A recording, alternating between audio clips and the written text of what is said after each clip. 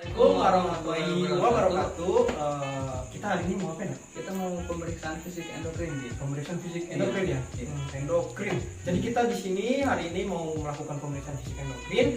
Di mana pemeriksaan fisik endokrin itu biasanya dilakukan pada pasien-pasien dengan diabetes mellitus ya. Jadi pemeriksaan endokrin ini melibatkan seluruh sistem tubuh nih. Jadi emang sangat banyak sekali pemeriksaan fisik pada endokrin ini. Mungkin nanti akan lebih lanjutnya akan kita praktikkan dan kita bahas ya mungkin ya. Oke, cabut yuk. Oke. Bentar dulu, belum perkenalan. Oh iya. Oke, sebelumnya perkenalkan, nama saya Muhammad Adi Kusuma. Saya dari PSIK 2B semester 4 tingkat 2. Selanjutnya. Oke, perkenalkan nama saya Raka Anggarda. Saya dari kelas PSIK 2B, Oke, tingkat 2. tingkat 2. Oke, kita langsung ke praktik. Teman-teman, sebelum kita mulai, kita akan memperkenalkan alat-alat apa aja sih yang akan kita pakai ya. Di sini yang pertama itu ya, ada pemeriksaan CCTV itu kita memerlukan jam tangan. Jam tangan ketinggalan nih. Nanti dipanggil jam tangan. Terus ada sphygmomanometer untuk mengukur tekanan darah. Terus ada stetoskop. Terus habis itu kita juga ngecek menggunakan suhu juga di sini untuk mengecek suhu dari si pasien. Namanya itu termometer ya, Rek ya. Oke, termometer. Selanjutnya itu jangan lupa juga di sini adanya apa sih namanya, hammer ya, untuk mengecek refleks patella pada bagian ekstremitas seperti itu. Terus selanjutnya di sini juga ada pen light untuk mengecek pada saat pemeriksaan fisik. Terus di sini ada meteran ini ya. Oke, meteran yang digunakan pada saat pemeriksaan fisik ya untuk mengukur lingkar perut. Oke. Terus jangan lupa juga hand sanitizer di sini penting. Hand sanitizer sebelum kita memulai. Jangan lupa juga di komplek sini ada handscoon bersih ya. Terus selain itu juga di sini ada namanya Nirbecken atau Backup. Oke. Selanjutnya akan kita mulai. Assalamualaikum Bapak. Apakah benar ini dengan Bapak Gopal? Ya. Oke, baik Pak, perkenalkan saya perawat Raka. Saya bekerja di sini dari jam 8 sampai jam 10 siang ya Pak ya. Jadi saya bertujuan di sini itu untuk pemeriksaan fisik Bapak, apakah ada kenaikan atau penurunan ya Pak ya. Jadi kontrol waktunya itu 10 sampai 15 menit. Bapak bisa menyetujuinya? Ya, Apakah ada pertanyaan Pak? tidak ada. Oke, baik, kalau tidak ada pertanyaan izinkan saya untuk mendekatkan ini barang-barang dulu ya Pak ya. Nah, dekatkan barang pada pasien, tutup sekarang, cuci tangan 6 langkah.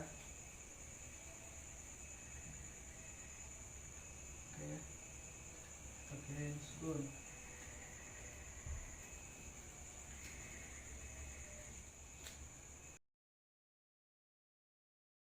Apakah posisinya udah enak kayak gitu? Oke, langsung saja ya Pak ya. Pertama saya akan memeriksa CCTV. Kita ngecek suhu. Sambil ngecek suhu, kita sambil ngecek darah Bapak.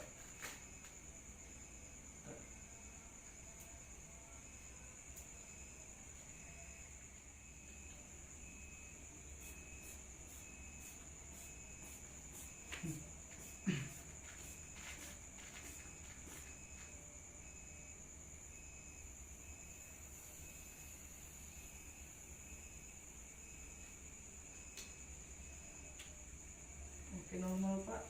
Tekanan darah Bapak 120/80 ya. Normal. Suhunya juga normal ya, 36,5. Oke, baik. Terus kita periksa nadi sama respirasi dalam 1 menit. Oke, normal, nadi 88 kali per menit, sama respirasi tadi 18 kali per menit. Baik. Untuk pemeriksaan CCTV selesai, kita lanjut ke bagian kepala. Baik Pak, kita yang pertama saya akan memeriksa rambut Bapak ya. Kita lihat distribusi rambutnya itu bagus ya Pak ya. tidak ada kerondong, tidak ada ketombe. Coba kita ada nyeri tekan tidak Pak? Tidak ya. Oke, lanjut ke bagian mata. Bagian mata, coba lihat ke atas Pak. Oke, mata konjungtiva non anemis apa ya? Skrela non ekterik. Kita cek refleks pupil. Oke, normal. Terus kita lihat di bagian sini ada butterfly ras atau tidak, ada edem retrovital atau tidak ya. Baik, sepertinya normal. Lalu kita palpasi, ada nyeritikan atau tidak Pak? Tidak ya. Oke, kita langsung ke bagian hidung. Bagian hidung ada cuping hidung atau tidak? Kita lanjut pemeriksaan hidung. Bagian normal Pak, tidak ada sekret berlebih, bersih. Kita palpasi, ada nyeri tekan atau tidak? Tidak ya. Kita langsung ke bagian mulut. Mukosa bibirnya lembab ya, tidak ada stomatitis, normal. Coba bisa dibuka Pak mulutnya, bisa periksa. Oke, normal ya, tidak ada karang gigi, usianya juga bagus, lidahnya normal. Kita langsung ke bagian telinga. Bagian telinga dan telinganya normal, bersih ya. Coba satu lagi Pak. Oke, normal, bersih. Kita palpasi, ada nyeri tekan atau tidak Pak? Tidak ada ya. Oke, normal berarti ya Pak. Setelah itu pemeriksaan leher. Apakah Bapak bisa duduk? Bisa. Oke, coba duduk. Oke, kita yang pertama pemeriksa ini kelenjar bening atau tidak. Ini ada nyeri tekan tidak Pak? Tidak ya. Oke, kita langsung pemeriksa kelenjar tiroid. Ada nyeri tekan atau tidak Pak? Coba bisa tunjukkan menelan.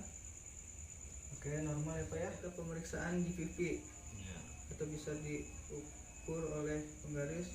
Oke, ini yang sebelah ini lagi Pak. Jadi GPP ini bisa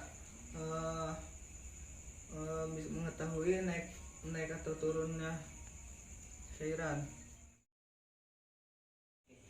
Pak, selanjutnya saya akan memeriksa pada bagian dada Bapak.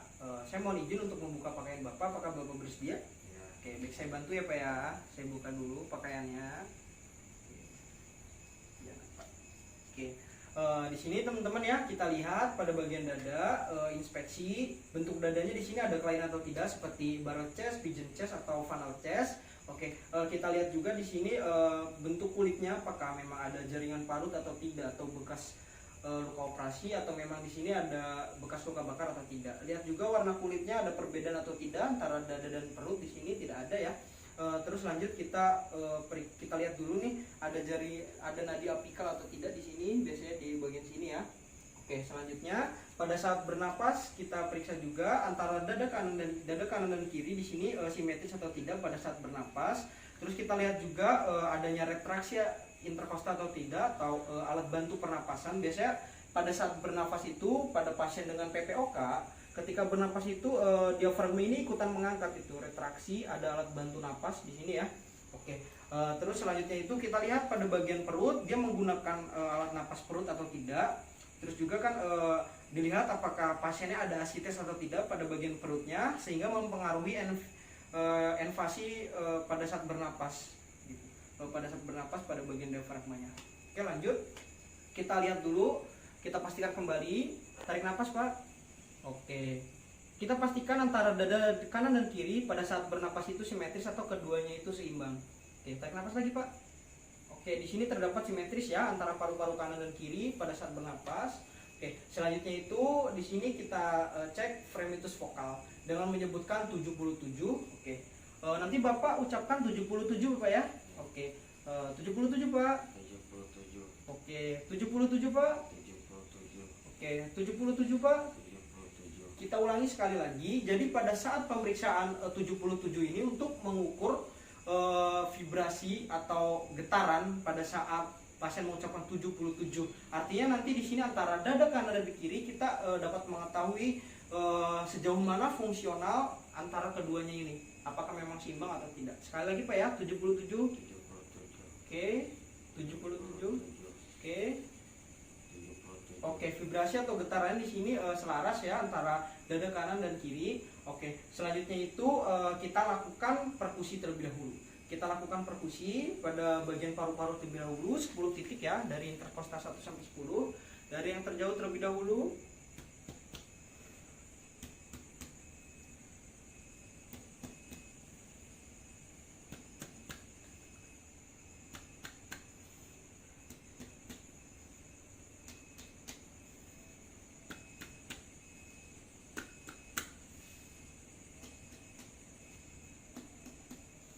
Oke, perkusi di sini hasilnya resonan kita lihat. Jadi pada paru-paru ini hasilnya resonan atau hiperresonan yang memang benar-benar kalau ada gangguan itu terdengar lebih hyperresonan karena memang di sini terdapat cairan. Biasanya pada pasien dengan kondisi emfisema paru atau adanya penumpukan cairan di sini. Oke, selanjutnya itu kita lakukan perkusi pada bagian jantung. Jadi pada bagian jantung ini kita mengukur batas-batas jantung. Dari atas ini ya, batas jantung sampai ke sini kita lihat apakah di sini ada kondisi kardiomegali atau pembesaran jantung atau tidak. Seperti itu. Oke, dari interkostal 2 ya. Kita lihat bunyinya, kita perhatikan bunyinya dullness ya. Oke. Sampai sini perhatikan masih dullness. Dullness. Oke. Dullness di sini udah di sini udah timpani, ini udah bagian abdomen ya.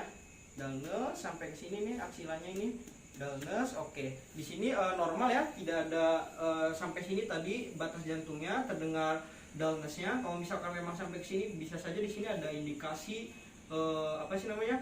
Kardiomegali atau pembesaran pada bagian jantung. Oke. Selanjutnya itu kita lakukan auskultasi ya.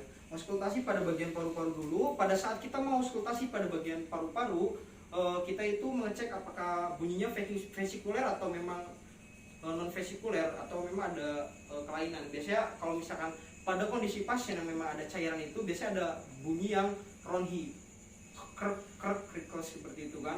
Sedangkan pada pasien yang normal biasanya bunyinya vesikuler. Jadi pada saat memeriksa dengan stetoskop anjurkan pasien untuk menarik nafas.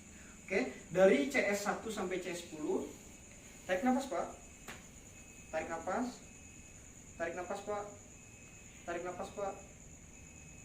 Tarik nafas Pak. Tarik nafas Pak. Tarik nafas Pak. Tarik nafas Pak. Tarik nafas Pak. Tarik nafas Pak. Tarik nafas Pak. Tarik nafas Pak. Oke, normal di sini bunyinya vesikuler. Lanjut kita pemeriksaan pada bagian jantung ya. Kita lihat untuk melihat bunyi S1 dan S2. Normalnya itu kan bunyi S1 S2. Kalau memang ada bunyi tambahan itu S3 atau seperti bunyi murmur seperti itu. Oke, kita dari aortik dulu, interkostal 2 yang sebelah kanan ya. Oke, kita dengarkan aortik, pulmonik, tricuspid, mitral, dan apex jantung. Oke, di sini terdengar tadi suara S1, S2, tidak ada bunyi tambahan, normal ya pada bagian pemeriksaan jantung. Oke. Baik Pak, selanjutnya saya akan memeriksa pada bagian perut Bapak ya Pak ya, mohon izin. Oke, teman-teman di sini saya akan melakukan pemeriksaan pada bagian perut atau pada bagian abdomen. Yang pertama saya lakukan itu saya akan melakukan inspeksi terlebih dahulu. Kita lihat di sini pada bagian perutnya simetris atau tidak. Kita lihat juga warna dari si kulitnya seperti apa. Terus dilihat juga di sini ada luka bekas luka jaringan parut atau tidak ya di sini bekas luka operasi. Terus dilihat juga di sini ada striae atau tidak seperti garis-garis itu. Terus kita lihat juga di sini apakah ada spider levy atau tidak. Nanti ada contoh gambarnya spider levy. Terus kita lihat juga di sini apakah pasiennya ada asites atau tidak seperti itu. Nah, untuk memastikan kembali si pasien ini ada asites atau tidak, bisa kita melakukan pengukuran lingkar dari perutnya ini. Oke, kita ukur ya. Pak, mohon izin, saya akan mengukur pada bagian perut Bapak ya Pak ya. Oke, mohon diangkat terlebih dahulu Pak.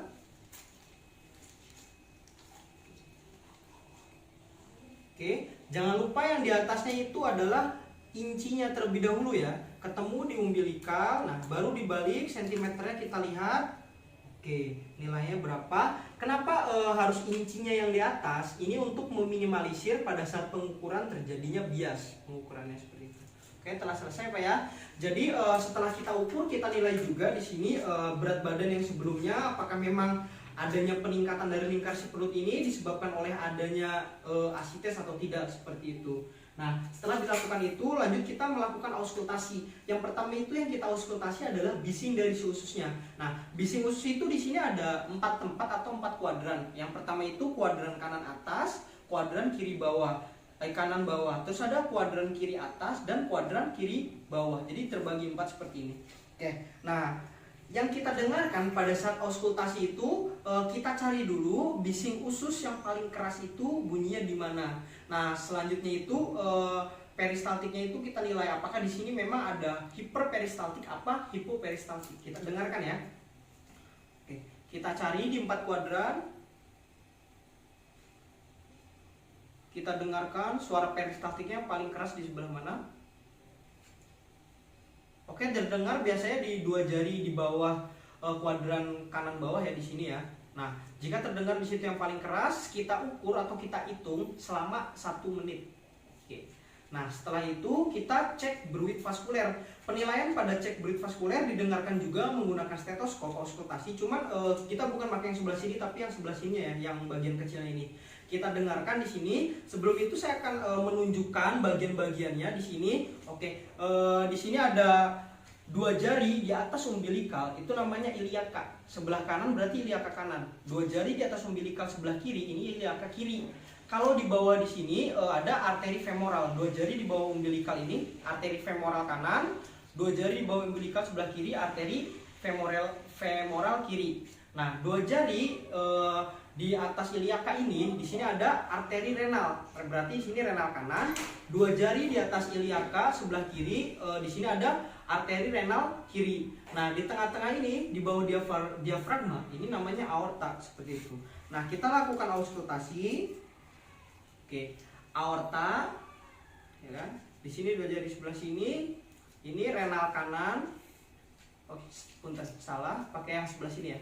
Oke, saya ulangin, aorta, renal kanan, arteri renal kiri. Oke, terus 2 jari di atas umbilikal, di sini iliaka kanan, di sini iliaka kiri. Oke, di bawahnya ini di sini ada 2 jari di bawah umbilikal ini. Nah, ini arteri femoral kanan, 2 jari sebelah ini ada arteri femoral kiri. Seperti itu ya, untuk menilai cek dari si bruit.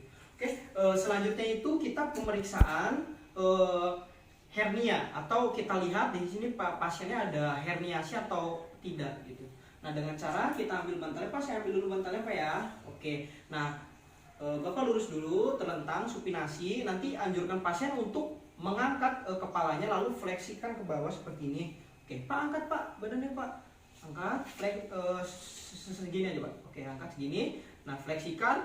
Kita lihat di sini apakah ada herniasi atau penonjolan atau tidak. Oke, cukup Pak. Ini bantalnya. Oke, seperti itu ya, nanti dinilai sebelah sininya.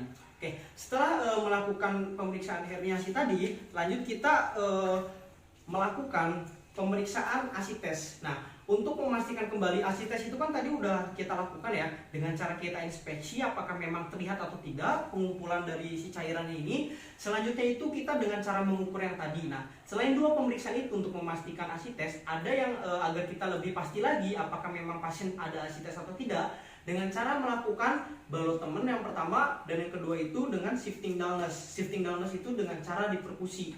Nah, sekarang saya akan melakukan balotemen terlebih dahulu ya. Nah, oke. Balotemen itu dengan cara kita mengumpulkan, apabila di sini memang ada cairan ya, atau perutnya kita kumpulkan dulu di sini. Nah, setelah kita kumpulkan itu, nah kita tahan yang bagian sini, lalu sebelah sini bisa kita ketuk. Kita nilai juga di sini, biasanya kalau ada cairan itu dia kayak mengalir gitu kan karena cairan ya.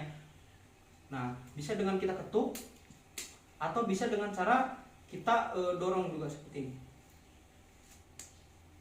Oke. Begitupun sebelahnya. Nah, kita tahan, kita ketuk, atau bisa kita dorong seperti ini. Oke, itu balok teman. Selanjutnya itu shifting downless. Shifting downless itu dengan cara kita perkusi ke 4 kuadran ini, kita perkusi ke 4 kuadran ini, atau memang keseluruhan juga bisa. Oke, perkusi. Kita dengarkan. Nih, misalkan ini 4 kuadran ya. Kita dengarkan bunyinya kan normalnya dari si perut itu kalau memang nggak ada asites itu bunyinya timpani ya. Kalau misalkan dengan yang adanya asites itu bunyinya jadi downless, kita dengarkan.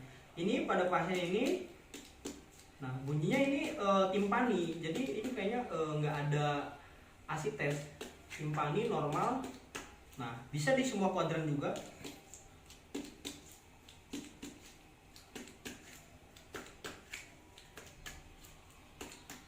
Sampai ketemu lagi sini. Oke. Nah, bisa juga dimiringkan pasiennya untuk memastikan kembali. Pak, miring, Pak. Ke sebelah sana, Pak. Oke. Agak tarik ke sini papanya. Oke. Nah, miring. Nah, miring kayak gini kan posisi dari si pasiennya ini. Nah, kita tunggu dulu biar kalau misalkan ada cairan dia mengikuti gravitasi dulu selama 4 sampai 8 detik ya, biar turun dulu cairannya. Lalu kita lakukan perkusi lagi dari sini. Nah, kita nilai juga di sini bunyinya apakah downless atau memang timpani. Normalnya timpani. Oke, ini timpani ya, jadi normal ini. Oke, setelah selesai kita posisikan kembali. Oke. Kita posisikan kembali. Oke. Baik. Selanjutnya saya akan memeriksa. Di sini ada 2 pemeriksaan yang namanya palpasi ringan dan palpasi dalam. Nah, palpasi ringan ini di sini untuk memeriksa apakah memang nanti adanya nyeri atau tidak pada si pasien ini kan dengan menggunakan 3 jari. Kedalamannya itu 2 sampai 3 saja. Dan palpasi dalam ini untuk memastikan di sini pada organ-organnya apakah ada pembesaran atau tidak. Organ di sini ada organ ginjal dan hepar. Pada kondisi hepar itu yang mengalami pembesaran itu ada yang namanya hepatomegali. Sedangkan pada ginjal itu bisa saja di sini adanya pembesaran juga pada masalah endokrin ini. Yang pertama, palpasi ringan terlebih dahulu dengan menggunakan 3 jari ke 4 kuadran ini. Cukup 2 sampai 3 aja kedalamannya. Ada rasa nyeri tidak, Pak? Tidak. Ada rasa nyeri, Pak? Tidak. Ada rasa nyeri, Pak? Tidak. Oke. Ada rasa nyeri, Pak? Tidak. Oke. Setelah itu kita lakukan palpasi dalam. Palpasi dalam di sini anjurkan pasien untuk menekuk kakinya, salah satu kakinya seperti ini. Nah, kita cek bagian ginjal dulu, ginjal yang sebelah kiri dulu yang terjauh ya. Dengan cara kita angkat seperti ini. Nah, lalu kita raba di sini ya, di sini bagian ginjal. Oke. Ada rasa nyeri tidak? Tidak. Tidak ada ya. Sambil kita raba juga, teraba tidak dari si ginjal. Karena normalnya itu tidak teraba. Tapi pada pasien yang mengalami pembesaran pada ginjal itu pasti teraba. Oke, sebelahnya angkat, Pak. Oke. Kita pasti lakukan juga di sini. Oke. Nyeri tidak, Pak? Tidak. Oke, tidak ada ya. Oke. Selanjutnya pada hepar untuk memastikan apakah adanya hepatomegali atau tidak, masih tetap ditekuk, Pak. Seperti itu. Nah, seperti ini. Di sini kan bagian hepar ya. Nah, dengan cara kita dorong seperti ini. Ada nyeri tidak, Pak? Tidak ada ya. Oke, tidak teraba juga. Oke, selesai, diluruskan kembali, Pak. Oke. Selanjutnya kita lakukan palpasi juga untuk memastikan kembali apakah pada bagian keseluruhan perut ini adanya benjolan atau tidak, ataukah memang ada sisa-sisa fekal atau feses yang tidak terakumulasi sehingga memang terkumpul pada bagian khususnya di sini. Nanti nanti yang kita raba itu kalau misalkan memang ada fekal yang tertinggal akan teraba di sini benjolan seperti itu. Oke, itu bisa dilakukan di keempat kuadran atau memang agar lebih pasti itu di keseluruhan dari si perut, si palpasi itu. Oke, kita lakukan ya palpasi. Kita lakukan palpasi. Oke.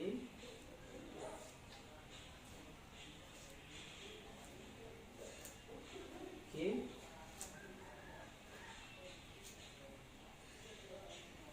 Sampai sini tadi ya. Oke. Selanjutnya itu pada daerah simfisis pubis atau daerah kandung kemih untuk melihat apakah memang di sini adanya distensi kandung kemih atau tidak. Gitu. Pada kondisi emang yang mengalami distensi kandung kemih di sini biasanya pasien juga merasa tidak nyaman ya. Makanya sambil kita perhatikan mimik dari si pasiennya atau kita tanyakan ada rasa nyeri atau tidak seperti itu. Nah, kita raba juga seperti ini. Oke. pada bagian simfisis pubis ya. Ada rasanya nih Pak. Oke, ulangi lagi ya. Ini daerah simfisis pubis pada daerah kandung kemih ya.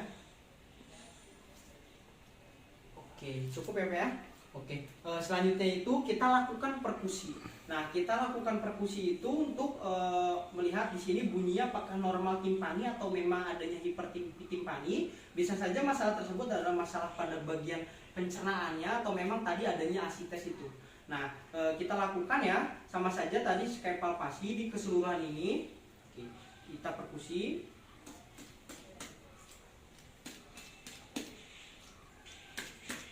Nah, kita dengarkan, kita nilai bunyinya timpani atau memang hipertimpani atau memang bunyinya itu adalah dullness. Kalau memang pada pasien yang ada asites. Nah, sampai sini. Oke, selesai. Perlu juga kita melakukan perkusi pada bagian kandung kemih di sini ya. Pada bagian kandung kemih kita perkusi. Nah, kita dengarkan juga.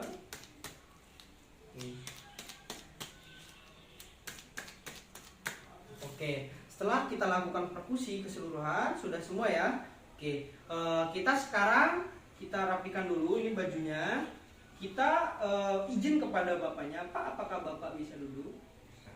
Boleh Pak, saya bantu duduk Pak ya. Seperti itu, kita bantu duduk. Selanjutnya kita pemeriksaan pada bagian punggung. Nah, teman-teman, apa aja sih yang dinilai pada bagian punggung ini? Yang pertama ini khawatir memang pasien ada masalah pada sistem perkemihannya atau pada ginjalnya, maka kita lakukan pengetukan ya di sini. Biasanya sih pada bagian pinggang kiri kita lakukan pengetukan. Kalau memang dia ada masalah batu ginjal atau memang ada masalah di ginjalnya, dia akan merasa nyeri ketika kita ketuk seperti itu. Nah, dari sebelah sini dulu ya mungkin ya. Nah, seperti ini. Nanti kita ketuk di sini. Pak ya, saya ketuk ya, mungkin agak terasa tidak nyaman. Kalau Bapak merasa sakit, Bapak bilang Pak ya.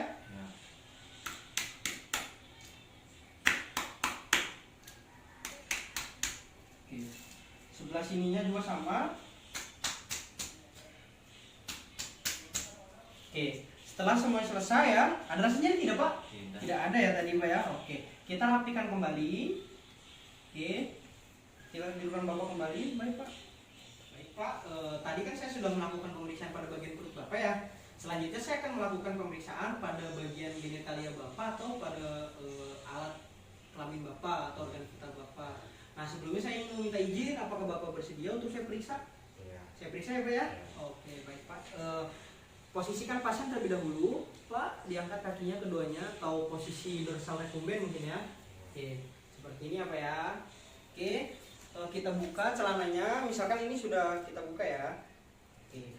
Kita lihat ya, kita nilai pada bagian alat kelaminnya. Oke, yang dinilai itu di situ kita lihat distribusi dari bulu pubisnya seperti apa, terus kebersihannya seperti apa, terus apakah memang ada cairan yang keluar atau tidak, cairan berlebih, terus apakah di situ ada cairan atau dicat, bisa aja itu ada darah atau memang kalau pada wanita adanya keputihan seperti apa. Kalau memang ada keputihan kita tanya, keputihannya kan warnanya seperti apa, karena normalnya itu warna putih agak kekuningan ya. Kalau memang itu warnanya hijau atau memang disertai darah, itu perlu kita kaji lagi nanti. Nah, di sini kondisinya bersih, bulunya juga distribusinya baik di sini ya, pokoknya sangat bersih di sini. Oke, kita tanya juga pada saat berkemih ada masalah tidak Pak? Tidak ada ya. Pada saat Bapak berkemih, apakah Bapak pernah mengalami ketika berkemih itu keluar seperti batu atau memang ada rasa sakit pada kelamin Bapak? Tidak ada seperti itu. Terus kita tanya juga pola eliminasinya pada saat Bapak berkemih gitu atau buang air kecil itu biasanya warnanya seperti apa Pak? Terakhir Pak. Kuning ya Pak ya? Kuning normal. Oke, baik. Apakah memang takutnya khawatir nanti bisa saja disertai darah atau tidak seperti itu ya Pak ya? Kalau memang di sini pasien yang terpasang kateter kan ada kantong urinnya itu, kita lihat di urin bagnya itu, kita lihat warna urinnya seperti apa. Kalau memang memungkinkan untuk kita cium itu atau kita hirup itu aroma dari si urinnya itu seperti apa, seperti itu ya. Terus nanti di sini juga dilihat lagi. Oke, bagaimana kita tanya Bapak proses menjaga kebersihan dari si alat vital ini atau alat kelaminnya ini gitu. Bapak tetap menjaga kan Pak ya kebersihan dari alat vital Bapak gitu. Dengan cara apa Pak Bapak membersihkannya Pak? Pada saat mandi kah? Oh, mandi Pak ya, selalu Bapak bersihkan. Sejauh ini memang tidak ada masalah Pak pada alat kelamin. Alhamdulillah. Baik kalau gitu sudah cukup ya. Kita tanyakan seperti itu baru sudah selesai. Seperti itu ya, teman-teman. Oke. Baik teman-teman, selanjutnya itu pemeriksaan fisik pada bagian ekstremitas. Pada sistem endokrin ini biasanya dengan pasien diabetes mellitus itu memiliki ulkus diabetikum atau luka diabetik ya. Biasanya itu terjadi pada bagian kaki. Mungkin ini contoh dari kaki yang mengalami dengan luka diabetes ya, bisa dilihat. Oke, akan saya jelaskan ini contohnya, anggap saja ini contoh lukanya ya. Nah, di luka diabetes ini kita menilai atau mengukur luka ini menggunakan Wagner classification. Nah, Wagner classification itu memiliki derajat. Nah, derajat 0 itu dimana memang tidak ada lesi terbuka. Nah, mungkin adanya deformitas atau seluritis. Nah, pada classification 0 ini kita lihat lukanya ya. Ini anggap saja adanya luka terbuka. Jadi ini tidak masuk ke dalam klasifikasi 0. Jadi dalam penilaian luka diabetes itu kita ada menilainya dari angka 0 sampai angka 5. Nah, kita lihat. Nah, selain itu ada di angka 1-nya itu atau derajat 1 itu ulkus superficialis. Nah, kita lihat di sini apakah memang adanya terdapatnya ulkus atau tidak. Kita lihat ya di lukanya ini. Nah, misalkan di sini adanya ulkus. Nah, selanjutnya itu pada derajat 2 itu kita lihat nih di derajat 2 itu jika terdapat ulkus ini ulkusnya sampai ke tendon atau tidak, sampai ke ligamen atau tidak ya. Oke, dilihat di sini si ulkusnya itu apakah memang sampai ke tendon atau tidak atau sampai ke ligamen atau tidak. Oke, selanjutnya kita fokus ke luka lagi ya. Oke.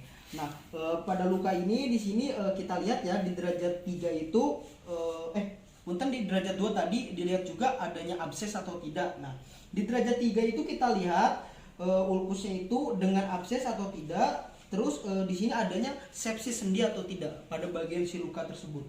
Nah, di derajat 4 itu kita lihat di sini apakah memang terdapat gangren atau tidak. Nah, terdapat gangren tidak di bagian kukunya, di ujung-ujung kaki biasanya bisa di ujung-ujung jari-jarinya atau memang di ujung-ujung tumit biasanya terjadinya. Nah, di bagian luka ini fokusnya ke luka dulu. Nah, itu terdapat gangren atau tidak gitu loh, yang terlokalisasi seperti itu. Nah, terus lanjut ke derajat 5 itu di sini adanya gangren nggak di seluruh kakinya gitu. Di seluruh kaki atau di bagian luka ini terdapat gangren atau tidak seperti itu. Nah, selanjutnya itu saya akan mengukur panjang dari si luka dan lebar atau luas dari si luka ini. Nah, itu bisa mengukurnya dengan penggaris. Karena memang saya nggak ada penggaris, maka saya akan mengukur dengan menggunakan metra ini ya. Sebenarnya bisa menggunakan metra ini dengan yang sentimeter. Mari kita ukur. Oke.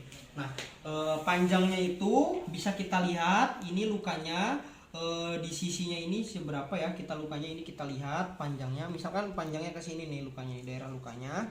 Nah, kita tarik dari sini sampai sini. Nah, misalkan di sini didapatkan 10 cm nih ya, 10 cm. Nah, ini untuk panjangnya 10 cm. Nah, kita cari sekarang lebar ya, misalkan lukanya dari sini nih lebarnya. Kita nilai di sini misalkan didapatkan 5 cm lebarnya contohnya. Nah, di sini juga 5 cm seperti itu. Nah, selanjutnya ya. Oke, selanjutnya itu kita nilai juga di sini ada yang namanya luas luka dan dimensi luka yang tadi itu, yang sudah tadi kita ukur itu dinamakan dengan luas luka ya. Nah, selanjutnya itu kita nilai juga di sini eksudatnya, adanya eksudat atau tidak dan kaji tipe eksudatnya seperti apa gitu pada bagian luka ini. Nah, di bagian luka ini eksudatnya seperti apa tipenya dan juga di situ banyak atau tidak terdapat eksudat pada bagian luka tersebut seperti itu. Nah, selanjutnya itu kaji dasar dari lukanya. Kita lihat misalkan dasar lukanya ada di sebelah sini. Warnanya warna apa? Apakah memang warnanya coklat kehitaman atau memang warnanya merah atau merah muda seperti itu. Kita lihat ini dasar dari si lukanya. Kita inspeksi ya, kita lihat. Nah, terus di sini apakah luka ini disertai rasa nyeri atau tidak? Kita tanyakan pada pasiennya.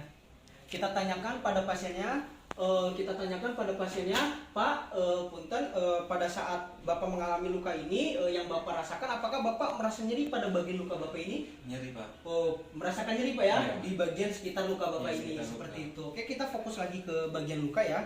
Oke, pada bagian luka di sini kita lihat juga nih kemampuan bergerak setelah terjadinya luka. Cukup kita tanyakan saja pada bapaknya. Oke, Bapak pada saat Bapak mengalami luka ini, apakah Bapak mengalami kesulitan untuk bergeraknya, Pak? Ya kesulitan, Pak. Oke, tapi masih mampu sedikit Masih, sedikit, ya. Pak ya. Nggak Oke, rasakan nyeri. Oke, baik Pak ya. Terus juga di sini kaji batas luka atau one edge terhadap edema, maserasi dan jaringan nekrotiknya seperti itu. Jadi batas-batas lukanya kita kaji, kita lihat. Di sini kan lukanya oke lah. Biasanya kan di sini lukanya fokus lukanya di daerah sini ya. Tapi kadang di sini ada kayak jaringan nefrotik atau kayak kehitam-hitam gitu kan. Nah, kita kaji tuh sampai mana batas-batas lukanya di sini nih. Kita cari batas lukanya atau disebut dengan one edge gitu. Apakah memang ada edemanya atau tidak di sini, jaringan nekrotiknya atau jaringan matinya itu kan kita lihat ya. Nah, setelah itu kaji area sekitar luka atau periwall. Nah, periwall ini bisa juga terdapat teraba hangat, terus juga eritema atau memang adanya edema. Nah, area sekitar luka di sini kita kaji. Sekitar lukanya kondisinya seperti apa, kita pegang adanya rasa hangat atau tidak, atau memang di sini adanya edema atau tidak, seperti itu. Oke, mungkin untuk penjelasan luka dengan ulkus diabeticum sampai situ. Selanjutnya akan dilanjutkan oleh teman saya.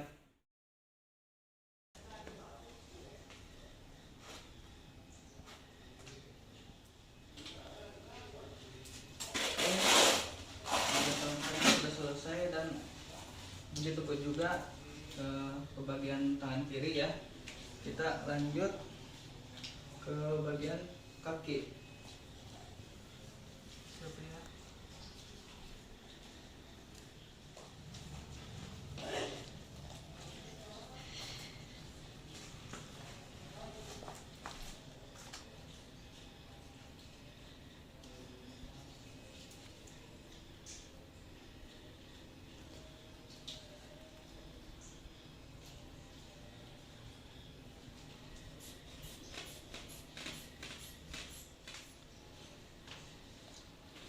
Bagian kaki kanan sudah selesai, periksa begitu juga kaki bagian kiri ya.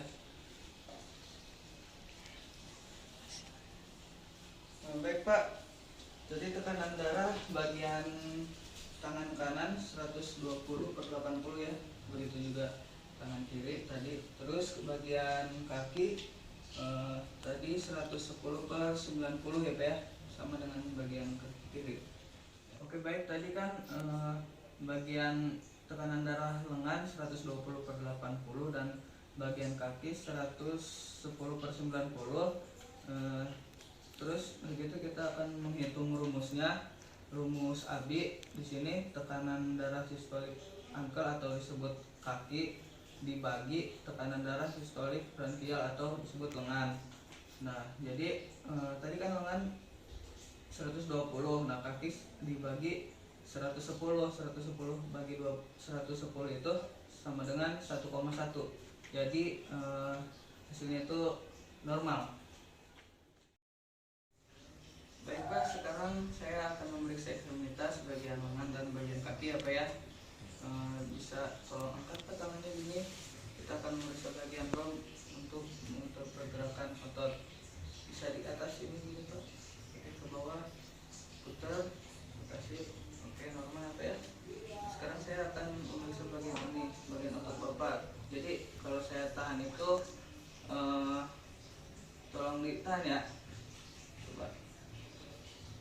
Oke, kuat ya, normal. Oke, udah gitu kita memeriksa apakah ada tremor atau tidak. Oke, normal. Turun kembali Pak. Nah, udah gitu kita akan memeriksa CRT. Bagian CRT. Oke, normal. Bagian satu lagi. Oke, normal.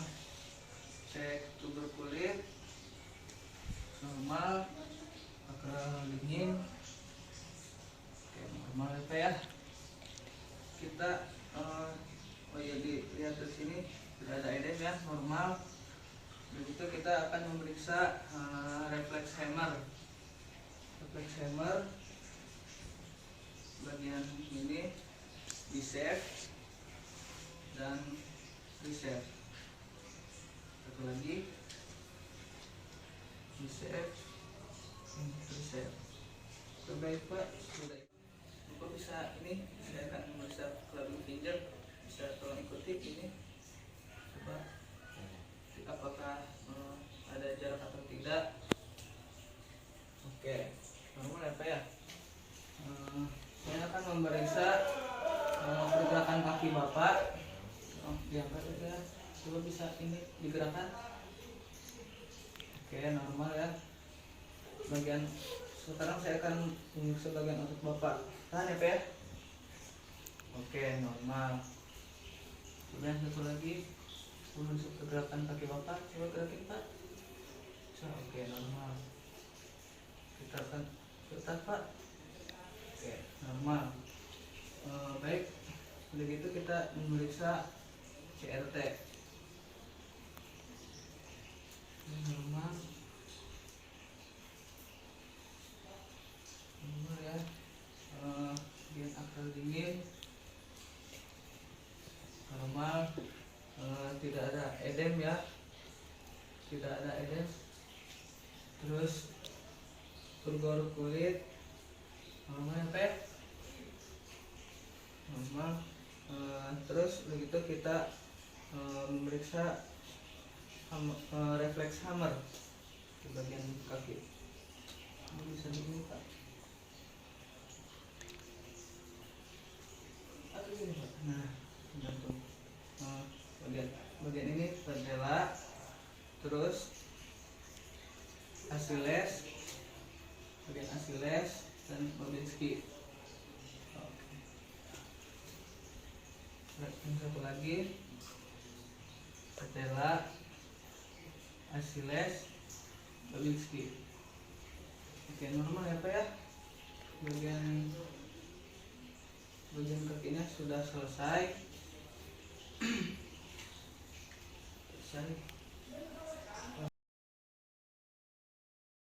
Baik Pak, jadi pemeriksaan fisik sudah selesai.